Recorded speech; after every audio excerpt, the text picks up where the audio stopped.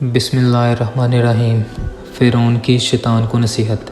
ایک مرتبہ فرعون کے سامنے شیطان ظاہر ہوا اور اس نے فرعون سے پوچھا کہ تجھے کس نے خدا بنایا ہے اور تیرے اندر ایسا کون سا کمال ہے کہ تو اپنے آپ کو خدا سمجھ بیٹھا؟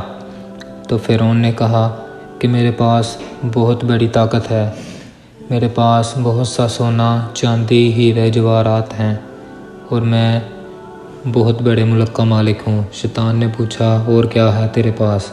فرعون نے کہا میرے پاس اندرونی ایسی طاقت ہے جو تیرے پاس نہیں۔ شیطان نے کہا دکھاؤ۔ فرعون نے فوراً حکم دیا کہ اسی وقت 1000 جادوگر بلائے جائیں اور وہ مل کر اس شیطان کو اپنی پھونکوں اور اثر سے اڑا دیں۔ انہوں نے اپنا جادو دکھایا۔ شیطان کو بھی اللہ تعالیٰ نے بڑا علم دیا ہے۔ شیطان نے ایک پھونک ماری جس سے سارے جادوگروں کے اثرات ختم ہو گئے۔ دوسری مرتبہ پھر 1000 جادوگروں نے اپنا جادو دکھایا۔ شیطان نے پھر ایک پھونک ماری جس سے ان کا اثر ختم ہو گیا۔ ان جادوگروں نے پھر آخری جادو دکھایا۔ شیطان نے پھر ایک پھونک ماری اور ہنس کر کہنے لگا اگر تم ایسے 1000 جادو بھی دکھاؤ گے تو میرا کچھ بھی کرنے والا نہیں ہے، سب ہوا میں تحلیل ہو جائے گا۔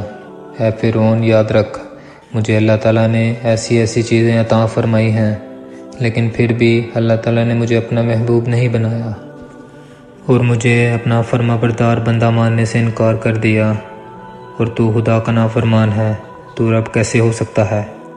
علماء کرام اس واقعہ کے بعد لکھتے ہیں کہ انسان اگر خدا کی نافرمانی شہوت کی وجہ سے کر لے تو اس کا گناہ اللہ تعالیٰ معاف فرما دیتا ہے۔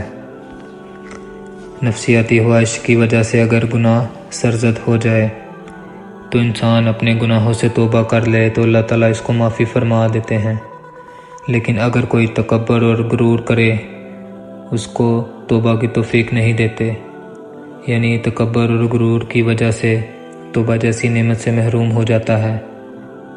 اللہ ہم سب کی حفاظت فرمائے، آمین ثم آمین۔